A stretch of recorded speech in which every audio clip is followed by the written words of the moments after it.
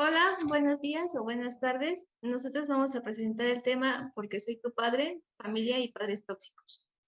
El equipo está compuesto por Moisés Fernández Judith, Parra Naranjo Abril, Pérez Torreos Daniela y Núñez Flores Fátima Julieta y Torres Poblet Liliana. Eh, en el presente trabajo se tocarán temas sobre familias tóxicas, la falta de comunicación, si existen hijos codependientes, cómo saber si se vive en un entorno de esta manera. Es importante que se sepa si se vive en un núcleo cerrado para que algunos aspectos puedan cambiar, ya que esto puede llegar a afectar la adultez o incluso las relaciones personales que puedes llegar a generar. Eh, en la familia se forman las conductas, incluso hasta el cómo podemos llegar a hablar. El siguiente tema, por favor.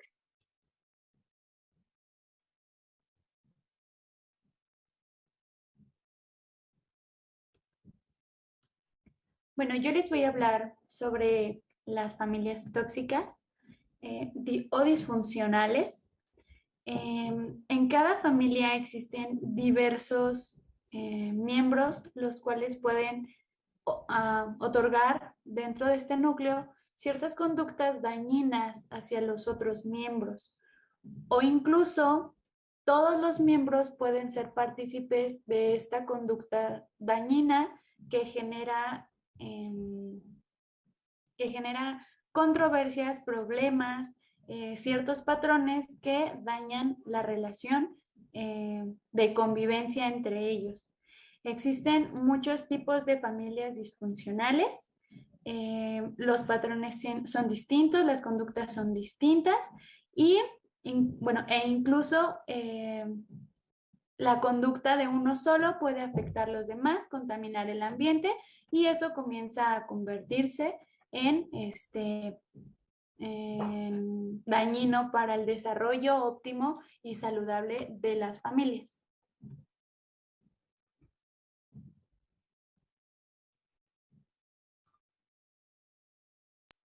Ok, para continuar con este tema, vamos a hablar de cómo es que se dan estos padres tóxicos, ¿no? Y para empezar tenemos que tener como en claro que es una persona tóxica, la cual es aquella que desprende como esta negatividad, este pesimismo o esta desmotivación y de cierta manera hace que otra persona sea dañada, como en este caso pues van a ser los padres, ¿no?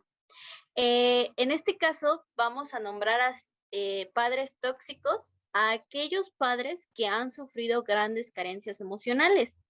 Estas carencias emocionales van a ser desde su infancia y por este motivo no han podido desarrollarse de una manera sana en sus relaciones o en sus responsabilidades como padres.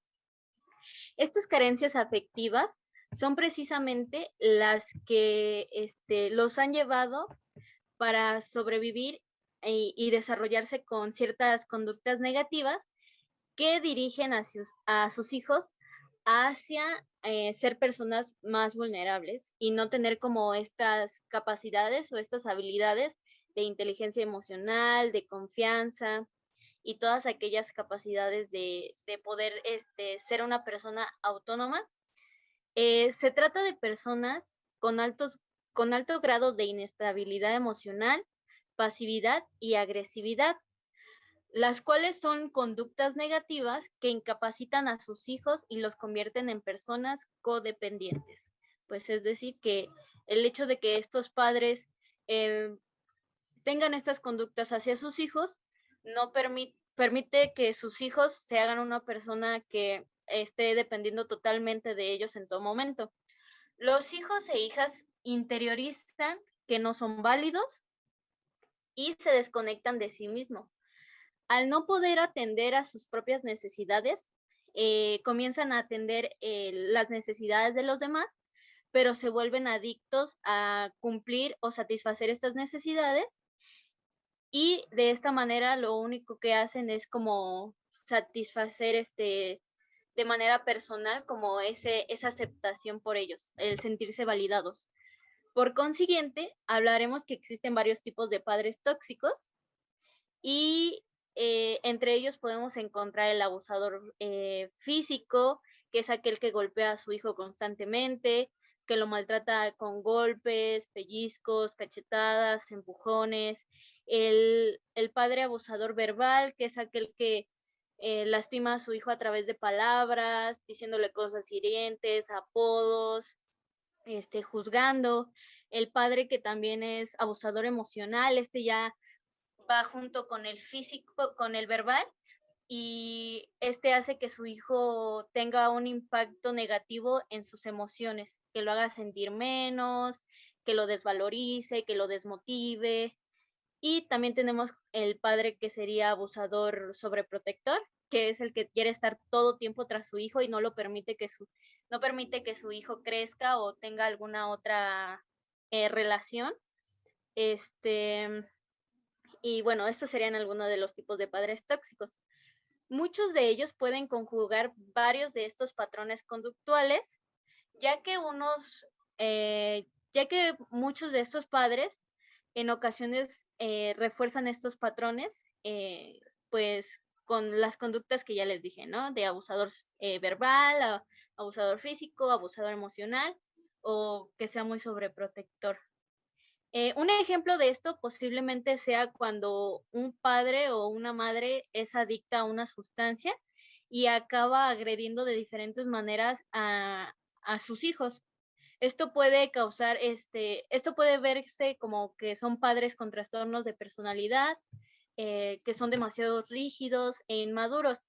También se pueden incluir en sus comportamientos abusos de todo tipo, como ya las mencionaba. Y para aprender un poquito más de los padres tóxicos, las características que comparten todos estos patrones de conducta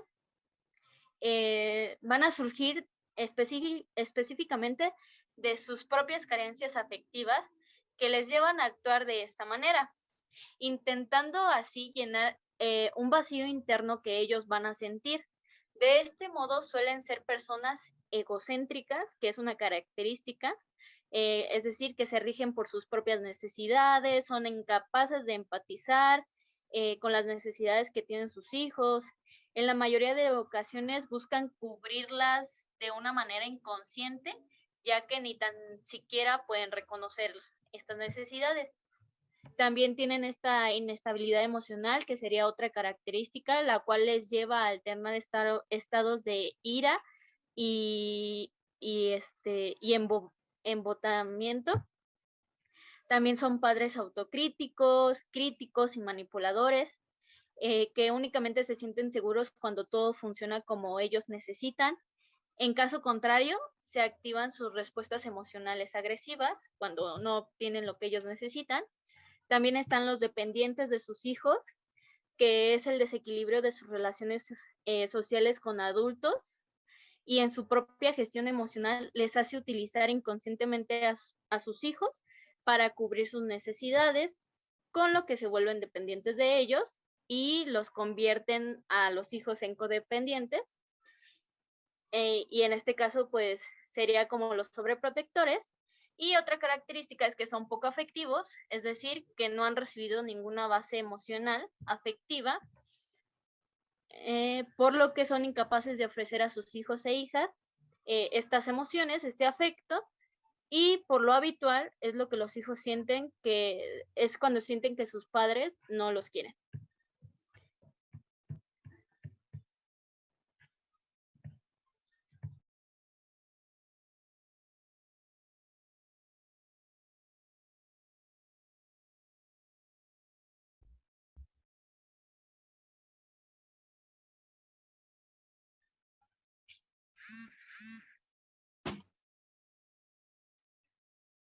Pasando al siguiente subtema, que es la influencia de los padres en la salud mental, la familia juega un papel muy importante en el desarrollo de las enfermedades. Aunque haya una predisposición genética para heredar estos trastornos, serán los factores psicosociales, sobre todo dentro de la familia, los que van a determinar si se desarrolla una enfermedad mental. También aquí encontramos a los traumas infantiles. Aquí nos referimos a un daño emocional fuerte y duradero que llega a marcar la personalidad de la persona. Un trauma se produce a través de una reacción a una situación de amenaza o de estrés. En este contexto, teniendo en cuenta que los niños están expuestos a más situaciones traumáticas, podemos encontrar múltiples situaciones que den lugar a que se susciten este tipo de cuestiones, como por ejemplo sufrir abusos o malos tratos, vivir en una familia desestructurada, falta de apego con los padres, abandono, divorcio o ruptura del matrimonio. Los traumas más habituales que se pueden presentar son los siguientes. Encontramos al trauma de miedo, que puede presentarse por varias razones, ya que en la infancia la sensación de desprotección es constante, ya que el niño tiene miedo cuando afronta una situación que percibe como amenazante y no se siente respaldado. Este tipo de circunstancias pueden hacer que se genere temor excesivo a estas mismas situaciones. También tenemos al rechazo. Cuando se está desarrollando la autoestima del niño, es fundamental contar con la aprobación de las figuras de referencia. Esta aprobación incrementa o disminuye la percepción del niño de su propia valía. Por ello, cuando el menor se siente que es rechazado por estas figuras de referencia, se ve seriamente dañado. Y esta sensación de rechazo se produce reiteradamente, que puede dar lugar a un serio trauma. También tenemos al abandono. Si el menor no ha podido desarrollar un apego sano hacia sus padres, se genera un déficit afectivo y este tipo de carencias suele manifestarse después con necesidades diversas, como por ejemplo la inseguridad o la dependencia emocional. También tenemos a la traición. Con este tipo de traumas suelen producirse secuelas en la capacidad de confiar con otras personas y establecer lazos afectivos. Esto suele dar lugar a problemas de sociabilidad o incluso desórdenes graves. También tenemos al maltrato y abuso. Algunas personas viven en su infancia situaciones con las que son sometidas a malos tratos, ya sean psicológicos, físicos o sexuales. Por lo general, es una de las experiencias que pueden llegar a ser más traumáticas en la vida de un niño.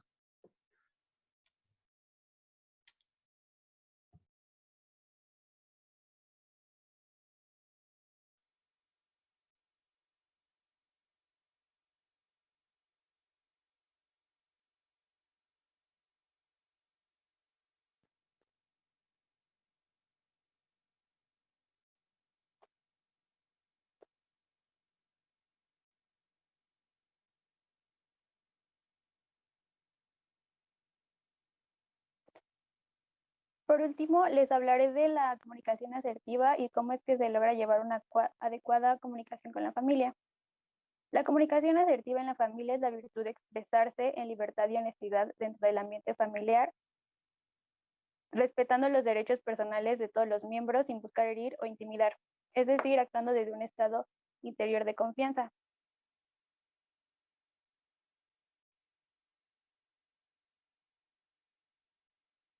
Esto se alcanza mediante el diálogo asertivo donde prima la empatía. En este tipo de comunicación se brinda un mensaje claro y contundente, pero abierto a puntos de vista y pensamientos diferentes, con un profundo sentido humano. Al existir una verdadera comprensión entre las familias, se mantiene una relación estable y duradera. Esta sana comunicación trae como resultado varios vínculos sanos, como el respeto, el afecto, el cariño y el compañerismo en las diversas relaciones al interior de una familia. Algunas claves para propiciar una comunicación asertiva en la familia son evitar comparaciones, ya que en ocasiones los padres suelen comparar demasiado a sus hijos con otros niños para señalar sus errores. Sin embargo, esto es más que hacerles bien, puede generar una inseguridad y un sentimiento de inferioridad. También hay que ser empáticos. Una comunicación asertiva parte del respeto hacia la otra persona. Antes de dirigirnos a cualquier miembro de la familia, dediquemos un tiempo a pensar qué vamos a decirles y cómo vamos a hacerlo, especialmente cuando el mensaje que queremos transmitir es importante y queremos que impacte en ellos. Hay que pedir opiniones. Una educación autoritaria limita la comunicación asertiva, pues mientras los padres mandan, los hijos solo obedecen. No favorecen que los niños se expresen en referencia a las decisiones que involucran a la familia en una forma de decirles que su voz no cuenta. Debes de expresarte. No puedes esperar que cualquier persona no exprese sus sentimientos y sus pensamientos si tú no lo haces. Cuando sepas que se equivocaron en algo, dales un consejo en lugar de juzgarlos y regañarlos. De esta forma se alimentará la confianza de los pequeños para compartir sus inquietudes. Debes de reconocer tus errores. Otro aspecto importante de la comunicación asertiva en la familia es ser consciente de que nadie es perfecto, ni siquiera uno mismo. Todos cometemos errores y debes reconocerlos y así enseñarás a tus hijos a asumir que sus equivocaciones sobrepasen la adversidad. No te olvides del lenguaje no verbal. La comunicación no solo se reduce a las palabras, también incluye gestos y expresiones corporales. De esta forma es de vital importancia atender el gesto, la actitud y el tono de voz con el que te están diciendo las cosas. Y actúa con coherencia. Asegúrate de que las actitudes y las decisiones que estás tomando son coherentes con lo que estás diciendo verbalmente. Es decir, evita comunicarle a los miembros que harás una determinada cosa y después terminas haciendo otra. Debes ser coherente a la hora de hablar y sobre todo de actuar. De lo contrario, fomentarás la creencia de que las palabras no tienen valor.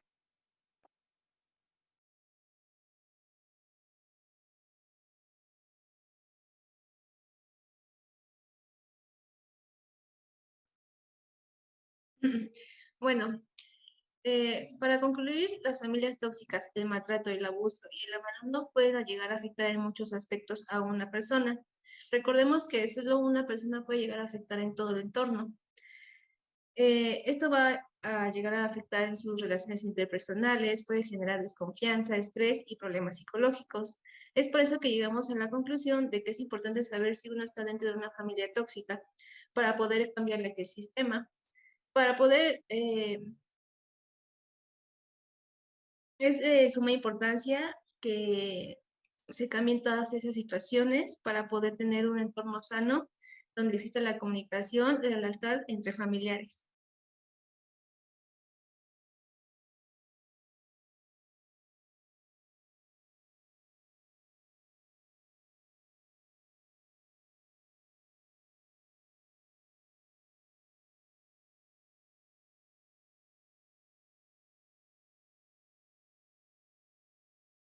Y bueno, eso sería todo de nuestra parte. Espero les haya gustado y les sirva en algún momento. Muchas gracias.